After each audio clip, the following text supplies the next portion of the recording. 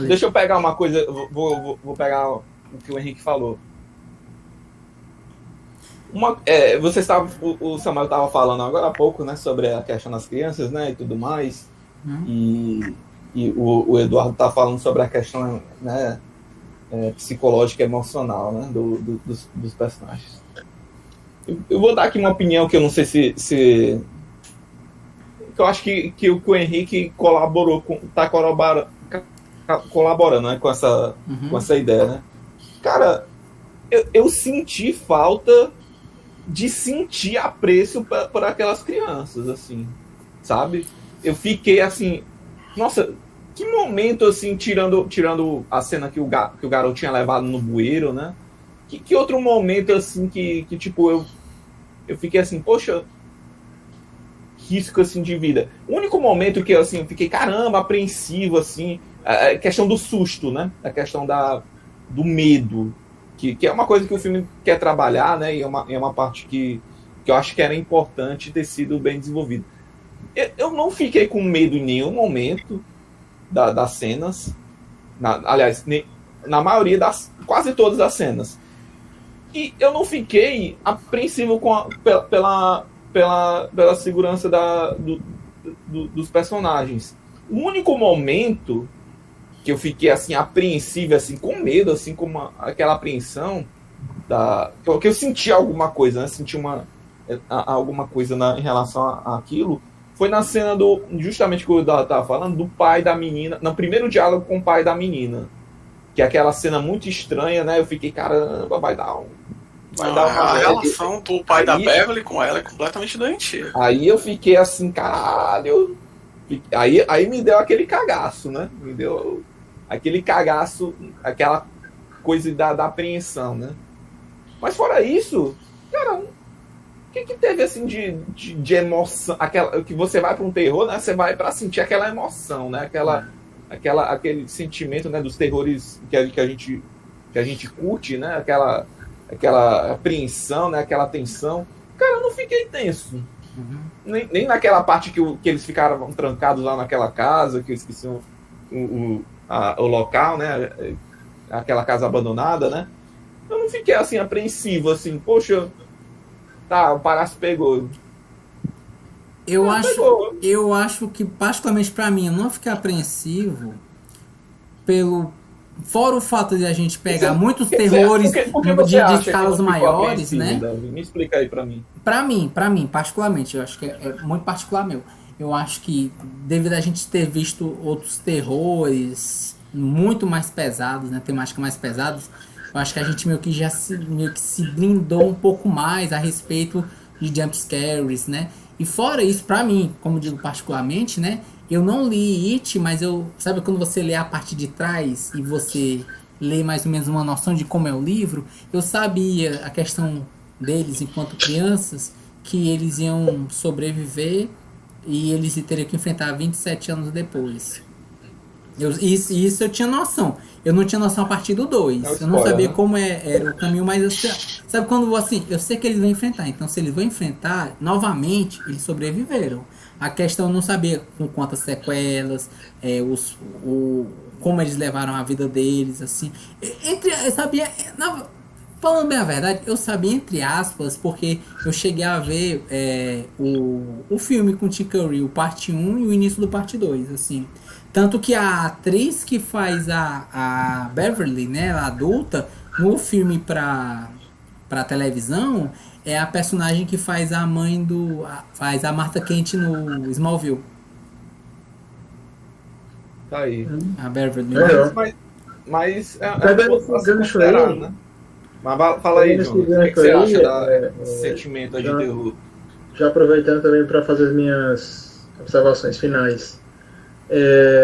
O filme realmente, assim, pelo menos para mim também, ele não tem essa carga pesada de tensão, né? Realmente a parte mais pesada realmente é a relação Beverly e o pai dela, é algo que deixa a gente assim enojado, né, pelo pai dela, mas com relação ao bullying, né, é algo que a gente já está um tanto acostumado a ver, então Te chocou aquela. Eu acho que pro Eduardo chocou a cena do gordinho sendo esfaqueado ali. Cara, macho, para pra pensar o nível que aquele rapaz tava chegando no bullying dele, cara.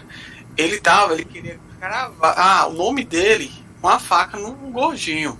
Ele Aquilo pegou chocou, um menino. Ele, quê? Então lhe chocou, né? Cara, tu não achou que aquilo. Ele tava bem onde não isso? Ó, ele pegou o Mike, ele tirou ele da. No mínimo estrada, incomoda, arrastou, né? No mínimo incomoda. Ele tava espancando o menino e ele ia tacar uma pedra na cabeça dele. Ele não esmagou a cabeça do menino ali porque ele levou uma pedrada antes. Mas a gente não sabe até onde ele ia. Dava pra notar que ele tava fora de controle. Naquela cena do Mike, eu fiquei assim, tipo, é só mais um bullying ali que tava. Cara, ó, na cena do gordinho, tem um dos amigos dele que fala, mas o que tu tá fazendo? Ele, sai daqui, não se mexe não. Só os amigos dele já tava vendo que ele tava bem onde. Tava. Vai falar aí, Jonathan, você quer terminar. São cenas que assim, são chocantes, né? Quando a gente vê e interpreta essas cenas, ela realmente é chocante, mas pro que a gente já viu e vem vendo ao longo do nosso tempo, da nossa vivência dentro do Cine Clube, realmente não traz uma carga, né, uma tensão para esse tipo de filme de terror. E pegando também o que foi falado com relação à influência do It com relação à cidade de Daryl, para mim, a minha interpretação é que toda a cidade é a massa de manobra, né, toda a influência maléfica que as pessoas têm dentro de si é a influência do It, justamente para que ele possa colher ao longo dos seus 27 anos, né, desses intervalos, os medos que são incutidos em algumas crianças. Então, eu acho que realmente é obra dele, né, esse mal que se instalou nas pessoas, né? Você diria que o It é tipo os deuses americanos, é a cidade meio que dá o poder para ele ser um... Eu acredito que a cidade é uma grande ferramenta para ele, para que ele possa se alimentar. Eu acho que é um celeiro, né? Tipo um celeiro, né? Ele é como se ele fosse um fazendeiro e a cidade é um celeiro. E fica cuidando dos animaizinhos, aí fica alimentando, e quando dá o certo. Ou igualzinho o primeiro filme, cara, né? Ele toma conta das ovelhas e quando dá o certo ele usa a pistola. É uma visão. Tu quer ver outra coisa que acontece? Tipo, a gente fala muito da relação do pai da Beverly com a Beverly, né? Mas o farmacêutico também, ela vai flertar com o farmacêutico e o farmacêutico fica lá, olha, isso parece o Clark Kent. Ele diz, pois você parece a Lois Lane. E ele fica ali, ó, meio dando trela pra uma menina de 11, 12 anos, da idade da filha dele, cara. Então você nota que, tipo, a cidade como um todo tem problemas. Gente, eu tenho... Mas deixa o Jonathan terminar, o Jonathan quer ir embora já. É porque eu ia fazer mais uma pergunta antes... Não, mas o Jonathan... Hã? Pergunte, o que é que você quer saber de mim? Pronto, eu queria saber, na provocação de saída, eu tenho mais outras duas, mas vou fazer essa aqui, certo? Quem você acha que vocês seriam no Losers Club? Vai lá, Jonathan. Emenda com seu final. Macho, não me vejo nenhum desses personagens. Nenhum? Nenhum. Você acha que você não tem os olhos da Beverly, cara? Talvez o cabelo. Ah! Mas olha aí. Não me vejo. Seduzente seu cabelo, viu, Jonathan? Acho que dá pra gerar uns poemas bonitos aí. Espero. Seus cabelos negros como a asa da graúna, né? Aí. Olha aí, cara. Se fosse... Tá, realmente não me vejo assim como nenhum desses personagens. Eu gostei do filme. Gostei mesmo. Esse primeiro filme, né? Pelo menos a primeira hora, 1h30. Eu gostei, né? Porque ele vai criando... vai deixando a gente ansioso para tentar descobrir o que é realmente a coisa. E depois que a gente descobre, né, sabe como é que funciona, pelo menos mais ou menos assim a natureza dela, já não é tão impactante assim. Gostei das atuações das crianças, mas senti falta de algo que realmente dissesse, caraca, esse grupo realmente é um grupo unido, eles têm um vínculo, eles seguem aquele tal personagem. Volto a dizer, eu acho que It, né, essa nova versão, teve um grande apelo, assim, teve um grande sucesso, né, em números com relação a apurado. O fator nostalgia? Não só de nostalgia, mas mais pelo trabalho que Stranger Things fez, né, de trazer o sentimento de criança descobrindo o sobrenatural, coisa que realmente foi deixada para trás na nossa época de criança. E nostalgia, né? Época de criança é nostalgia, né? De certa forma. E esse filme talvez tenha funcionado por isso, né? A minha nota é um 8, né? Eu gostei muito, apesar da sequência não ser triste. E, cara, 3 palavras seria ansiedade, bullying e palhaço. Recomenda, menino Jonathan? Cara, recomendo somente o primeiro filme. O segundo é muito ruim. Ainda bem que eu não assisti. Perdeu nada não, hein? Eu já achei o primeiro muito fraco. Mas enfim, é isso aí, né, Jonathan? É isso aí. Eu queria fazer uma última provocação para você. Manda. Que eu queria dizer, que depois eu quero que os outros falem depois, mas lá pro final. O que é que precisa ter, assim, ou as coisas que precisam ter, mas eu queria uma coisa assim que precisa ter num grupo num clube de losers, de perdedores. Desajuste. Os perdedores. Os desajustados. Os desajustados. Se você tá no status quo, você não é um loser.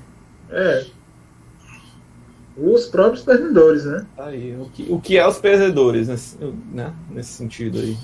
É o que não tá no status quo, cara. O filme trata esse negócio dos perdedores uma coisa legal, porque, tipo, é um grupo de perdedores que no fim ganham, né? São bem perdedores, né? No segundo filme, a gente percebe que perdeu o significado, né? Aquela coisa, né, cara? Eles são as crianças não mainstream, as crianças não populares. Você tem um garoto finozinho, magrinho, gato, que não tem moral pra se pronunciar, pra falar. Você vai ter um gordinho que é um garoto fundo de garrafa, imoralzão, entendeu? Traquejo nenhum. Você tem o Ed, que é aquela coisa hipocondríaco, entendeu? Extremamente enclausurado ali no mundo materno e tudo mais. Você vai ter o gordinho nerd, entendeu? O Ben. Vai ter o Stan, que é judeu, que faz parte de uma religião que provavelmente é uma minoria. Tem a Beverly, que o pessoal tem aquela questão lá das fake news, né? O pessoal fala a respeito dela, né? É uma menina, uma mulher, uma garota num mundo muito masculino, inclusive dos livros do... Isso, a única mulher que enfrenta esse mundo masculino, que né? sofre várias violências terríveis, assim, enquanto personagem. Já vou deixar isso pra minha fala. E você vai ter o Mike, que é digamos, o Dakota, né? O único personagem, a única criança negra para mostrar um tipo de realidade, um tipo de horror específico que só o Mike passaria, né? Então, isso foi colocado. Então, eles são tudo outsiders, eles são tudo os perdedores nesse sentido. Eles são meio que, sabe? Eles têm alguma coisa que não encaixa num padrão. Entendeu? Não é. O que faz os perdedores é simplesmente porque eles não se encaixam nesse padrão que foi estabelecido. Então, eu pergunto, eles são perdedores aos olhos de quem? Isso, e no segundo filme meio que comprova isso, né? Porque, tipo, o gordinho, né? Agora é um cara bonitão, saradão, bem sucedido, né? Mais ou menos, cara, porque, por exemplo, a Beverly, ela acaba casando com um cara que é o pai dela. Isso. Mas em compensação... O que Darren não fazia terapia, cara. Desculpa, é basicamente isso. Você sai de Darren e você não vive aquilo lá, esquece. E ainda assim não passa por uma análise, uma psicoterapia, infelizmente. Mas em compensação, né, quando ela largou o marido, foi ela dando umas porradas no cara assim, segura. Baixa demais, bateu um pouco. Verdade. Bateu pouco.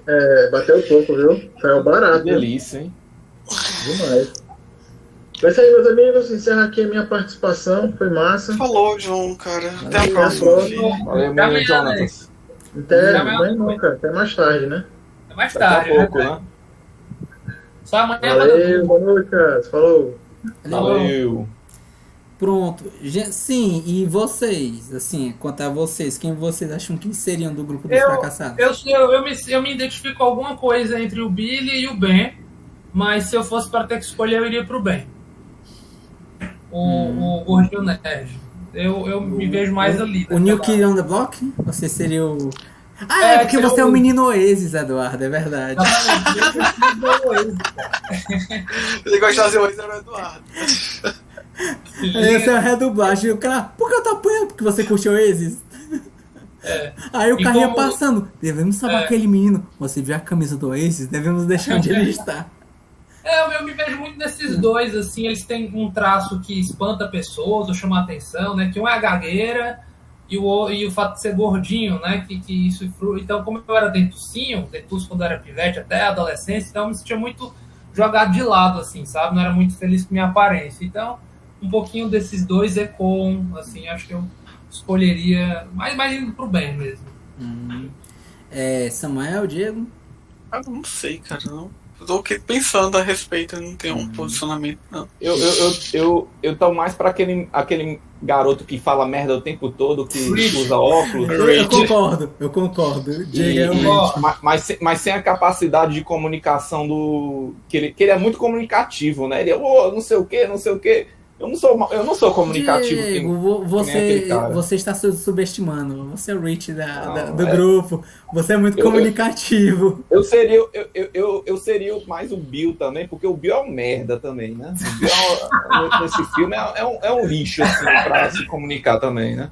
Mas assim, eu me vejo mais.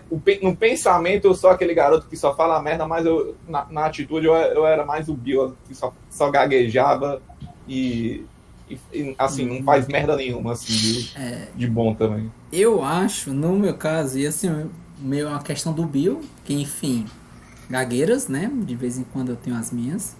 E eu acho que eu tenho. Falar uma pessoa diferente, né? Eu acho que eu tenho um pouco do Ed também, não tanto pela hipocondríaca. Questão hipocondríaca. Eu não sou hipocondríaco, mas eu tenho um problema com rinite alérgica. E uma coisa que eu sofri muito, inclusive em colégio, porque eu espirrava tanto que teve um tempo que eu tava faltei 3 dias seguidos de tanto espirrar. Aí no terceiro dia a escola disse, é o jeitinho dele, coitado. Vamos deixar ele aqui espirrando mesmo. Merecido, né? Merecido. Pois passando tardes espirrando, feito louco, enfim. Samuel, nada. Você seria tipo o Stanley, o filho do Rabino? Você seria só o cara calado na sua? Não sei, cara, é porque é complicado, cara. É porque é uma coisa muito americanizada, né? Esses personagens. Porque cada um tem sua peculiaridade. Eu acho que existem quando a gente era perdedor no colégio, a gente era do RPG, né? Cara, eu ia falar, cara, o que eu acho que eu fico mais perto, cara, é o Billy, porque eu acho que o Billy fica num introvertido que se importa. O Stanley é um introvertido que só sai, tipo, ele quer tirar o dedo da régua. Eu sou o Billy, aquele cara meio introvertido, que tentava fazer as coisas, só se fugia. E tirando a gagueira, né? Gagueira eu nunca tive. Você é o meu inverso, né, Samuel? Você é o comunicativo do Stanley com a coragem do Bill, né? Quem dera que fosse assim. E com a atitude do Bill. Eu sou o pessimista do grupo com a gagueira e tudo que é de ruim do protagonista aí. Não, eu acho que se existe um Rich no nosso grupo, esse com certeza é o Diego. Cara, no colégio eu era muito introvertido, eu não era muito de falar não com os outros. Eu falava com a galera ali que era do meu círculo, quem era do outro tendia a ficar na minha. Mas o seu grupo de... nós tivemos um grupo de perdedores no colégio, vamos ser sinceros.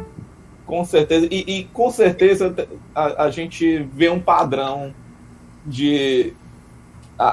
Entre os nossos. Inclusive eu vejo o padrão até aqui no Cineclube. E assim, eu quero trazer as outras 2 provocações, certo? Provocações importantes. Eu sinto pelos outros 2 membros que tiveram que sair antes, mas vamos lá. São perguntas extremamente vitais que vão mudar a vida de vocês. Certo? Seguinte, só que não, né? Druk. It a coisa. e Willy's Wonderland, qual filme tem a melhor dança e por quê? Pera ainda. Drunk, With Wonderland e It. It é a Qual das do coisa. It? Qual foi a casa do Pennywise? Do Pennywise, o palhaço dançante, cara. Ah, Aquela The Dancing cena, Clown. nada, aquela cena em nada, pra mim, não eu achei só tinha legal o como. efeito, que deixaram o palhaço parado e o resto movendo. Gostei do efeito, mas não é uma dança. Não chega a ser uma dança. Certo. Uma dança, Então, né? pra vocês, qual é a melhor dança? E por quê? Eu quero ver a resposta do Eduardo. Vocês têm que. Realmente é uma pergunta. Eu entendo que é uma pergunta Resposta profunda. Vocês têm que Eduardo. refletir. Pra mim, todo mundo já sabe o que, Cara, quem pra é o mim, genial das danças. pra aí. mim a melhor dança é a do Nick Cage. Por quê? Mas por quê? Porque você chegar no drunk é meio que esperado, tal, que o menino dançasse. Você vê eu não lá. esperava não que ele dançasse, viu? Eu também não esperava, não, eu tô só também. inventando. É muito fera. É um blefe Tá. acima do Eu blefe. vou colocar né? em duas categorias. Melhor dança. A do menino, a do drunk foi melhor. Agora, a mais inesperada, aleatória, improvisada, caótica foi a do Cage, cara. Entendeu? O Pennywise dançar tá engraçado, legal e tudo mais, mas é muito, muito aleatório lá, ele olha a piração dele no pinball, entendeu? Sabe? Mandando Só zoeira, mas. um movimento assim, nada a ver, sabe? Então foi engraçado. Eu acho Um que personagem completamente randômico, mas É. tem lá. É tem que dar uma palavra o filme todo. melhor dança Tá pra ótimo. mim é drunk, mas a mais aleatória é a do Cage. Então tem a Tem sua. sentimentos, né? São sentimentos diferentes, né? Não dá pra comparar Sim. essas categorias, Bem diferente. não, cara. Aquele negócio, tipo, você comparar o John Wick com o Polar, tudo bem, são dois assassinos, cada um na sua estrutura. É, Mas você pegar, tipo, a dança de um, a dança do outro. esses três e ela dança, eu danço. Esses três e aquela dança lá dos fantasmas se divertem. Cantando Agora eles não fazem, se divertem, cara. a música da banana lá. Entendeu? E aí, qual é Aquela a cena é melhor? fantástica. Aquela Aí cena, eu prefiro fantasma se divertem, entendeu? Um clássico, Foi, cara. aquela cena é O fantástica. carinha lá dançando lá, possuído. Eu acho que a minha resposta combina bem Sabe com o a do Calypso. Eduardo também. É realmente assim, eu gosto da dança, no caso, porque o Mads Mikkelsen, né? Eu gosto muito da Mais atuação 4 dele. dias pra fazer aquilo ali. Mas... É doido. Pois é, então assim, é uma coisa extenuante e que teve que desenvolver muito da parte do corpo, mas isso enquanto dança, né? Mas a questão do Nicolas Cage é porque é uma coisa que vem da alma. Ali é uma Uau. prova. Macho, Assim, aquilo- sabe o que é isso? Ó, ateus, encarem isso. Nicolas Cage usou a alma dele naquela dança. Ali é uma Eu prova vou lhe dizer irrefutável o que de que é é um aquela existe. dança. É um testemunho de Rapaz. fé. Testemunho de Aquele fé. personagem de Nicolas Cage nada é mais do que um passa-mal que chegou na fase adulta. Mas Tipo, aí, ali a dança passa mal, cara. Você diria que Ali ele é o seria um dos Clube perdedores que cresceu? real, Ele seria um dos perdedores que cresceu e foi enfrentar, tipo, olha, assim, macho frente ao Pennywise. Em animatrônico. Olha assim, macho frente ao Pennywise, é animatrônica aí eu dou porrada. Tá aí. Tá Sabe o que é em a pote raiva inesperado, reprimida né? aqui dentro? Ah, Como é? Ele assim, eu preciso saber a raiva reprimida que eu tenho aqui dentro pra te contar. É. difícil. Você não sabe o que é medo, né? É. Essa é a verdade, né? olha assim, ó. Sim, e a minha última pergunta, né? Vocês sabem que sempre tem aquela pergunta que a gente sempre faz, certo? Quem vocês acham que o Sim. Nicolas Cage interpretaria Sim. melhor? Pennywise, O acabou. Pennywise. Ok, próximo. Calma. Deixa eu dar as opções. O Pennywise, o Bill, que tem problema da gagueira, ou a Beverly. Cara, Sim, tudo, sim. Não, pra tudo. cara, eu acho que ele de Billy ia ficar top e ia se chamar Chaves. Esse filme. Eduardo, você já Botava imaginou o Adam Sandler ali Eduardo, como você o imagina? judeu, né? Nicolas Cage com a barba dele fazendo a Beverly? Quem é a minha garota? Ele... Sou eu, papai. a cena de demais. tensão, assim... Cara, ele seria o. Como é que se diz? Ele naquela cena lá do sangue, entendeu? Ia ser altamente Mandy, Sim. sabe? Muito Sim. Mandy. Aquele Macho, momento. meu Deus do céu. Macho. Nossa, ia ser fantástico ele com os cabelos lá. E ele. Papai, Eu não sei, minha eu acho filha, engraçado. esse O pessoal só gosta de ver o lado mais afetado dele, né? Ei, imagina, o Você pai... coloca o Pig, que filme besta, que não sei o que, o cara lá, mas com pouco fazendo muito. Aí o cara fala assim, na afetada, com o cara perturbado, tá lindo, tá maravilhoso. Gente, vocês acho imaginam ele na fantástico. banheira. Ó, Você- ó, ó, eu quero que vocês visualizem, ó. Imagine assim, ó. Olha só, ele na banheira, assim. Ele, filha, você está diferente, e encosta na barba dele. Você cortou o cabelo? Está parecendo um menino. Eu acho. Hoje, Ele ia parecer a Baby Metal, mano. O Baby Metal, sei lá. Lady quem- Bird. Lady é Bird. Baby Metal. Não, Lady Bird. Lady Lady Bird. Bird. Não, é Lady aquele Bird. cara barbudão. Lady Taylor, Bird. Lady- É, Lady Pronto, Bird. Lady Bird. Isso. É o nome? Olha aí o WhatsApp. Lady Pronto. Bird. Esse é o Lady Aí, ó, Bird. olha o também, Cine tá ligado? Clube, né? Esse aí, ó. Eu acho que se ele fosse eu acho que se ele fosse o Billy, eu acho que ia ser legal, entendeu? Não ia ser não ia ser a vida do Chaves, ia ser a vida do Cage, entendeu? Sabe? Que se passa em Derry, entendeu? É esse mesmo, é tá esse com mesmo. 40 Tom. anos, É com esse roupinhas mesmo. de pivete de 10 anos. Perfeito, cara. Cara, Chaves eu tenho um amigo meu que ele é a cara desse cara, mas a gente fica dizendo que quando ele tira férias, ele vai pro Japão trabalhar. Aí ele, vou tirar férias. Você já comprou uma passagem pro Japão? A turnê nova da Lady Bird? Só sei que tá tudo da Jobu, né? Da Jobu. Da Jobu. Ó, eu vou dizer pra Nicolas vocês. Cage fazendo tudo tá da Jobu, viu? Pronto. Pois é, a minha resposta é: vocês já assistiram Quero Ser John Malkovich? Tem uma cena em que o cara entra como se uma porta que vai na cabeça e todos são John Malkovich. Eu quero todos Nicolas Cage. Eu quero Pennywise Nicolas Cage. Eu quero Bill Nicolas Cage. Eu quero Beverly Nicolas Cage. Eu quero um gato com a cara do Nicolas Cage. Que o Nicolas Cage puxa a arma e quer atirar no Nicolas Cage gato. Rapaz, Eu vamos acho que trabalhar.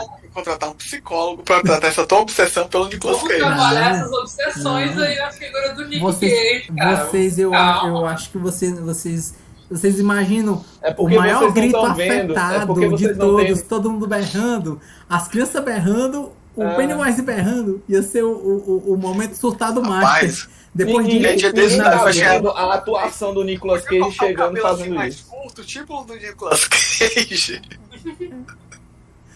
Ninguém vê a atuação do Nicolas Cage e pensa, poxa, isso aqui agrega. O Nicolas Cage conseguia passar a emoção verdadeira daquela cena, entendeu? Sim. São poucos. Pelo amor de Deus, pelo amor de Deus. Vocês têm alguma observação, mais alguma coisa a respeito do filme? Cara, Eu queria voltar um pouquinho da. Mas vai, Sim, fala, sim. Eduardo. Pergunta aí, desculpa. Como? Fala, Eduardo. Você que você queria puxar uma Não, coisa. eu acho que se eu falar vai acabar sendo uma coisa meio análise geral, né?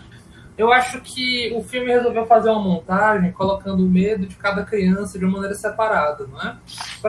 E logo no começo do filme, para já tentar mostrar serviço, né? Já tinha mostrado na cena do George sendo atacado. Como eu falei, foi literal aquilo lá, muito parecido com o livro, e foi legal para já mostrar, para educar a plateia quem é essa criatura, o que é que ela quer, qual é o jeito dela, para já dar uma noção pra gente do mistério que estaria sendo enfrentado, né? Inclusive, Eduardo, eu tenho que uma nessa pergunta parte psicóloga pra mostrar o você. medo de cada um, é outro ponto que a gente consegue ver uma divergência grande do livro, Sim. é o medo do Mike, né? Porque no livro os pais do Mike não estão mortos. Eu Tipo, queria tenho- saber o. É, Eu queria na verdade, saber no filme. justamente isso, Samuel. Quais são as diferenças do livro pro filme? Vamos lá. Pode jogar Cara, no spoiler. É muita coisa, porque coisa que eu consigo lembrar assim de cabeça. O tempo, a década, acho que tá um pouco diferente. Tá Acho que diferente. Tá É mais dos anos diferente. 70, eu acho que é mais dos anos 70 ou 60, porque o livro quer se passar em 1980 e alguma Pois coisa. é, eu achei a década tá um pouco esquisita em relação ao livro. Eu lembro, a principal coisa que eu senti mais foi os pais do Mike estarem mortos, porque no livro o que ele faz mesmo, ele ajuda o grupo dos perdedores e ajuda o pai dele em vários trabalhos que o pai dele faz. O Mike, cara, ele foi nerfado total no filme. Ficou uma coisa meio estranha que fizeram com ele. Como eu, Nossa, tanto nesse muito filme, esquisito o personagem. Quando- Aí, outra coisa que eu senti falta foi. Outra coisa que tipo, eles diminuíram a importância foi da Silver. que é a bicicleta do Billy. Porque Foi no super livro, ela, tipo, essa bicicleta é uma Shureen que é super rápida, sabe? Então essa bicicleta é o elemento de fuga em vários momentos do livro, sabe? Tipo, ela tem uma importância. Eu lembro de terem dado um close, né, na bicicleta em si, Tá, né, escrito como se Silver. fosse alguma coisa importante, né? Mas nunca foi No usado. livro ela tem mais importância e Ela no vai final ela tem uma grande importância também pro final. Fala, pô, já fala. Não vai É falar os pés, né? porque, tipo, o pessoal tem essa questão dessa bicicleta de grande importância. E pro Billy, ela é como se fosse mágica, né? Por assim dizer.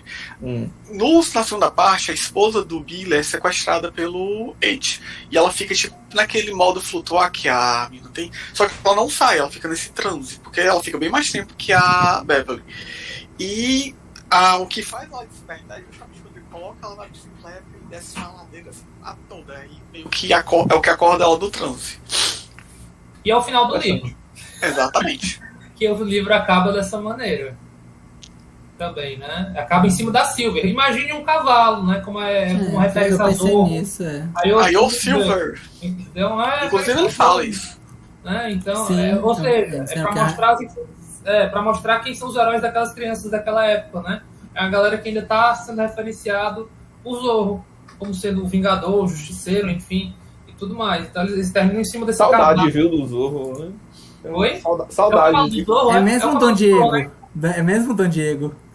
Não, mas acho que o Silver, ele é de cowboy, né? E O o Silver. É o cavalo do Zorro, sim. cavalo do Zorro. Zorro é o É o cavalo Tornado. do Zorro. É o Tornado, o cavalo do Zorro. Não, cara, eu tô vendo aqui, Silver. Zorro Cavalo? e Silver. O Zorro e Silver? Silver. É. Não, é o Lone Ranger. Lone Lone Ranger. É o Lone O Ranger. Zorro é o Tornado. Zorro é o Tornado, É. é verdade. Perfeito, é o Lone Ranger. São parecidos por causa da coisinha preta também, mas é o Cavaleiro Solitário. É o Silver. Eduardo, eu tenho uma pergunta a respeito de psicologia pra Deixa eles você. falarem os spoilers, pô. Tá, livro. desculpa, Depois você bota aí as coisas. Eu quero bom, saber os tá, spoilers. Bota aí Segura os aí o spoilers do pensamento. livro. Não, cara, assim. Não, eu acho que o que o Samuca já colocou é legal. Eu É acho o que eu lembro assim, tipo assim, mais fácil. Diferente. Deve ter mais me coisa irritou, diferente. assim, me irritou um pouco o que fizeram com o Mike. Eu fico bronqueado com o que fizeram com o Mike. Eu não gosto, tanto na parte 1 quanto na parte 2. Não gostei. Ele é de personalidade forte, ele é legal, ele é sofrido, o bicho é guerreiro, sabe? É bem Guerreirinho. interessante. Ele tem um arco, muito dele, inclusive. Cada um tem o seu arco. Os meninos lá ficam muito juntos. O Mike já tem uma coisinha. Meu irmão, se ele não se junta com os otários, com os perdedores, ele morria. Simples assim, lá no Bowens, lá no Barry. Enfim, ele teria morrido já. Sabe? O negócio era violento com ele mesmo. Assim, ele conseguiu sobreviver e tal. Tinha todo, o Stephen King, o medo dele é diferente, né? O que eu entendi, né, Samuca? O medo dele era de uma espécie de pássaro, só que uma espécie de pássaro gigante, entendeu? Que quando ele ia para alguns locais específicos, ele começava a sentir a presença desse grande pássaro, que eu associo a Jim Crow. Porque o arco do Mike é sobre racismo, é sobre o tipo de maldade, violência social, de horror social que ele, enquanto pessoa negra, sofria, né, tanto por parte dos pais dele, das gerações anteriores, quanto pelo fato dele ser um descendente negro, né? Tem uma cena que eles vão para a delegacia e lá se deparam, né, Samuca, com uma cadeira elétrica, é isso? Ou o xerife fica fazendo referência de piadinha com uma cadeira de castigo ou uma cadeira elétrica, sabe? Cadeira elétrica. Cara, sabe o rodo social? Isso é Stephen King no livro, entendeu? O filme não quis nem saber de tocar nesse assunto, sabe? Não, o filme. Não quis saber. Não, cara, ele toca, sabe quando? Quando fala dos pais dele. Eles morreram por causa de um ataque incendiar a casa deles por eles serem negros. É outra coisa. E, tipo, você vê, é a única coisa que tem. E depois, quando o boi ataca ele chega e fala que, tipo, toda vez que eu vejo a casa lá onde queimou, eu lamento não ter sido eu que botei fogo ali. É só isso. Pra não dizer que passou 100% em branco, ele dá uma pintadinha e pronto. Porque tem a ver com isso, porque falar disso é falar da história de Derry, mais uma vez, entendeu? É falar dos horrores e de episódios. Porque, no final das contas, o que é mais interessante no livro é Derry. No sentido das coisas que foram acontecendo e e o Mike que faz isso, né? O Mike é o historiador que ficou lá e fica pegando os relatos das pessoas para montar o... Aí o que é triste, porque no livro ele vira prefeito, lá ele é o bibliotecário recluso. Pronto, eu falei assim, meu amigo, ó a importância. completamente nerfado, assim, entendeu? Por que fizeram isso? Enfim, eu não pensei, refleti muito sobre isso, mas achei paia. Porque ele é mais, inclusive, sabe? ele nessas andanças dele, na segunda parte, ele acha aquele negócio lá dos índios. E ele não esqueceu. Não, mas porque ele ficou em Derry, ele não saiu. Porque ele ficou. E é o único que não esquece, e ele que convoca a galera. Ei, mano. Sim. Começou E outra coisa. Fiquei aqui, entendeu? Sabe? Encarei essa porra de frente. Na parte 2, ele tem a questão lá que ele acha tipo um relato de uns índios que contariam mais ou menos que a história de como a coisa chegou lá. Isso, do filme é totalmente fictício, não tem no livro. Sim, sim. Que faz, é porque no 2 isso pega melhor aquele ritual indígena, né? Que inclusive, eu não sei porque o cara aqui no 2 que não serviu a porra nenhuma, inventaram, botaram e não serve pra nada. Então, assim, as origens de Derry, pelo fato de ser uma cidade madeireira, e o que aconteceu com alguns lenhadores, tem essas histórias, o fato de que os adultos também, eles escutam vozes vindo dos ralos. Os adultos desaparecem também. Entendeu? Não é tão comum, mas desaparecem. Desaparece. O fato de... Tem um trenzinho passando, né, em algumas cenas, um trem passando, tem toda uma questão de que Derry também é um ponto de passagem de caminhoneiros e linhas de trem, e que isso carrega o quê? Outsiders, pessoas de fora, o medo do outro, sabe? O medo daquele que vem de fora ficar transitando de boa. Eles têm um cantinho onde ficam caminhões abandonados, sabe? Que não foi mostrado no filme. Mas onde as crianças, de vez em quando, se divertem por lá, entendeu? Onde tem esse local. Tem um ferro velho que não foi muito bem mostrado, que tem uma cena muito legal que eu acho no livro, que eles cortaram aí, que envolve o Bowens de novo. Tem uma trivia, né? E outras coisas. Eduardo, tem uma trivia que eu li também, a respeito que ele foi pouco explorado, é que na própria região de Derry tinha um fato do qual eles se orgulhavam, que era que teve um grupo de ladrões, um grupo de bandidos, eles foram pegar munições para tentar atacar a cidade e coisa assim, e as próprias pessoas da cidade foram contra esse grupo de ladrões, derrotando eles.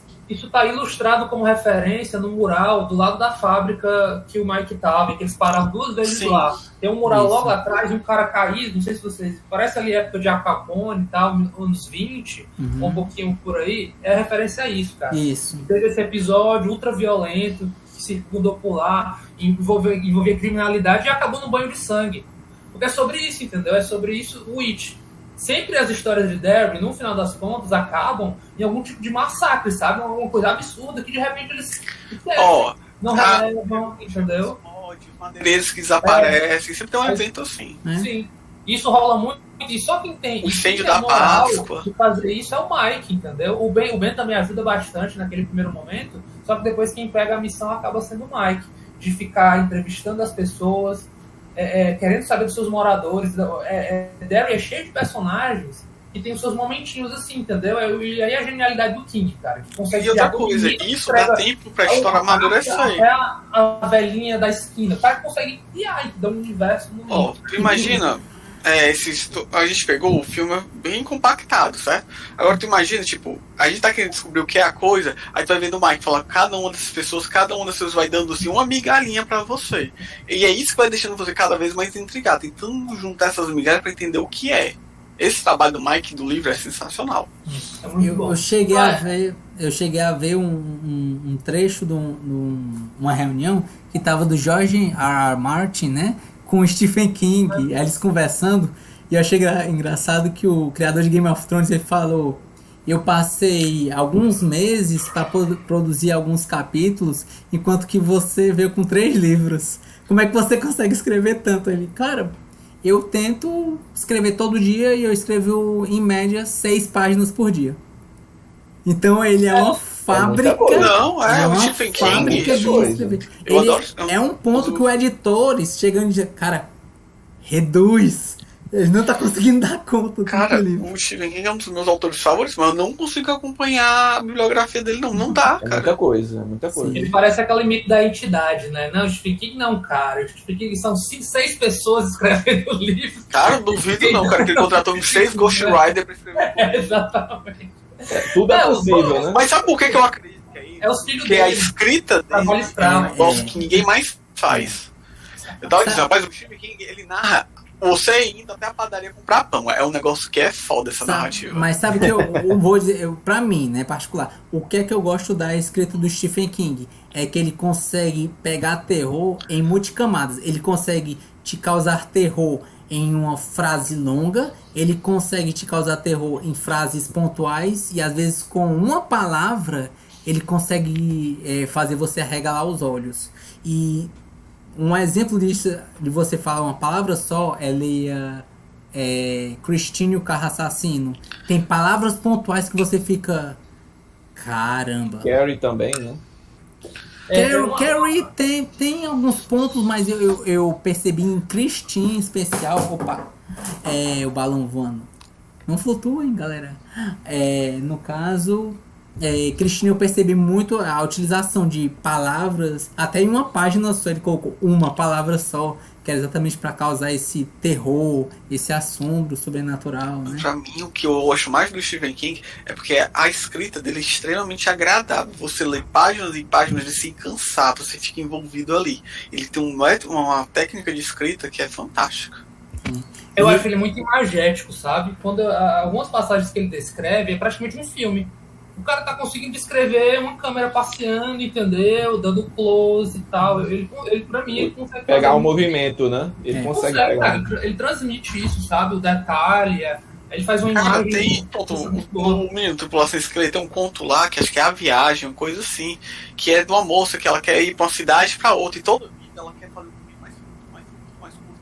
Até que tem uma hora lá que ela faz um caminho que o cara fala, é impossível ela fazer esse caminho, porque mesmo que fosse uma linha reta, não daria como. Mas ela disse que tem um atalho X que ela fez, e ela prova, né? Aí o cara fica na cabeça dele, como é que ela fez? Até que um dia ela conta pra ele que ela achou um caminho que acaba passando por uma outra dimensão. E ele descreve essa outra dimensão de uma maneira tão rica que é como se você conseguisse ver, cara. É fantástico mesmo. Então, assim, algumas queixas, se eu fosse... É porque, no final das contas, é um pouco da obra, né? Mas vamos lá.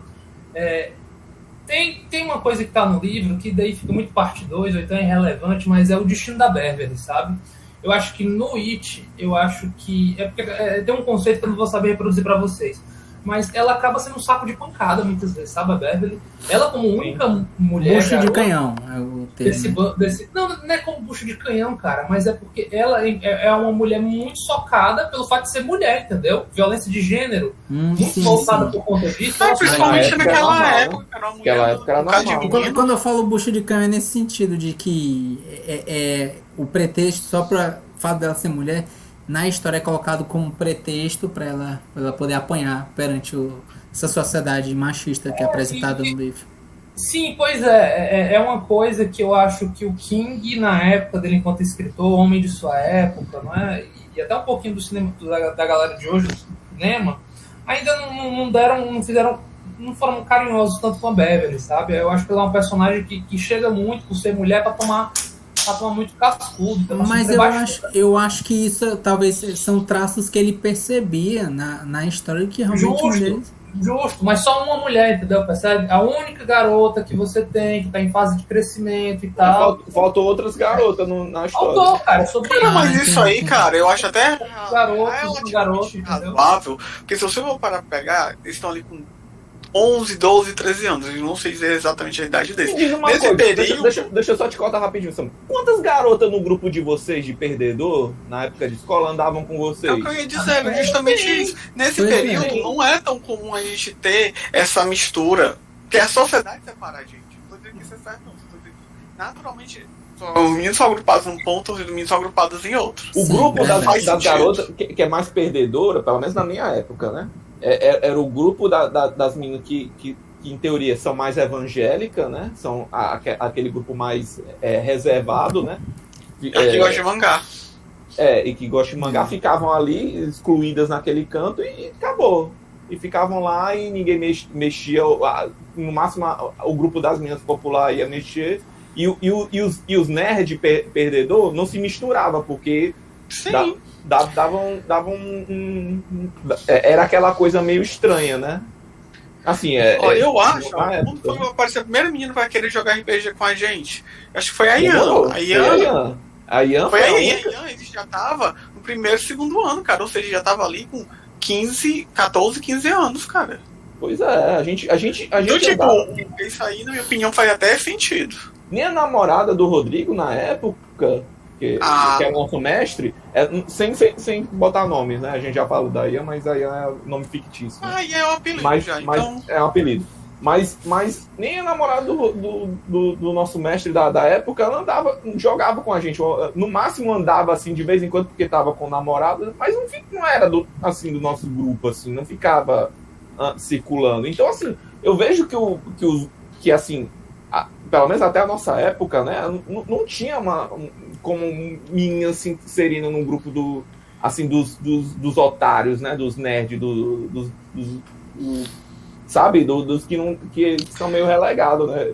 Pelo menos, e aí você vai olhar para uma história que é dos anos 70, né? Pô, aí que deve ser mais, verdade, mais fechado ainda. Eu acho que ele tá olhando exatamente com os olhos da época do qual ele lançou a história e que eu acredito que fosse condizente, né? Você... É uma história de, vamos dizer, de certa forma, sua época, ele tentou se manter de acordo com a sua época. Mas assim, eu entendo o que tu tá querendo falar, Eduardo. Mas eu também entendo. Você queria ter outras visões, né? Mas aí você tem um filme de 2017 com a possibilidade de talvez fazer diferente, entendeu? Aí quando eu olho assim, eu não vejo muita diferença, sabe? Então, não fez diferença com o Mike também? O Mike ficou meio fez diferença assim, ficou pior. Pois é, ficou pior. Entendeu? Pelo que tu tá falando aí, ele ficou bem pior, né? Ele perdeu a importância, ele perdeu o peso, sabe? Perdeu o background que ele tinha. Porque você, sinceramente, você vê um filme esperando que o filme vai expandir. Não, mas eu cara, é muita fé em Deus. Sem nem ter visto um livro. Eu achei uma merda os personagens. eu achei que ficou meio cagado. Eu senti que eles estavam jogando a situação para aquele personagem como se fosse uma referência do livro. Eu senti isso, e assim, uma coisa meio jogada. Sei, assim. Cara, esse teu sentimento eu não tenho, sabe, Diego? Aí pra mim é complicado. Mas eu não li o livro, eu não tenho também. Não, mas eu não tô nem comparando o livro, não. Eu tô com tipo, baseado no filme, cara. No filme. Eu não tive essa rejeição que tu teve, sabe? Nossa, eu senti, eu fiquei assim, eu fiquei meio... aquela coisa, vou pegar você pelo personagem, pela história que ele tem do livro, sabe? E não colou pra mim. Uma coisa que muita gente comentou na época, e eu acho que faz sentido quando a gente vê de novo, é o fato de que uma vez que a gente entendeu que a proposta era cada garoto ia ter sua cena própria para se demonstrar o seu medo, você gerou o quê? Previsibilidade. Sim. Né? Você gerou uma baita previsibilidade, e isso até pra quem nunca viu, não vai se sentir muito pego de surpresa, né? Porque os sustos do Pennywise muitas vezes era aquela coisa mesmo de jumpscare, né? Já aparece em qualquer canto, a qualquer momento. Você fica tenso e tal, mas você sabe que a ideia é essa, sabe? Vai aparecer uma criatura e daí o medo da criança vai ser apresentado pra gente. Então isso gera uma previsibilidade. Porque ali foi sequencial demais, né? Porque no livro, como o livro a gente lê o livro numa ordem, não é uma ordem linear, a gente fica indo e voltando, não fica tão um atrás do outro. Isso, então isso no filme acabou tendo esse demérito, mas a gente entende por quê, né? Tinha que correr, tinha que apresentar logo, porque esses monstros poderiam aparecer novamente para mostrar o confronto final com o Pennywise, né? Pois é, eu achei o ritmo muito ruim por causa disso. A investida pro esgoto, cara, a aventura pro esgoto, meu irmão, é uma aventura de quest final mesmo, entendeu? Não é simples não, eles entram nos esgotos e é o caramba para encontrar a sala onde fica o ninho do Pennywise, é um desafio à parte, entendeu? Chegar lá e conseguir estar num canto onde o Pennywise vai dormir, entendeu? Já é uma outra coisa, sabe? Gera tem muitos efeitos nas crianças aquele confronto ali, então é mais complexo, sabe? Essa jornadinha para lá. E eu acho que a pior cena de todas, né? Não vale nem comentar. Está no livro, né? Que é o final da descida, quando eles matam assim, né? Derrotam o Pennywise e depois o que acontece não vale nem ser dito. Foi uma das mais mau gosto que eu já vi escrevendo.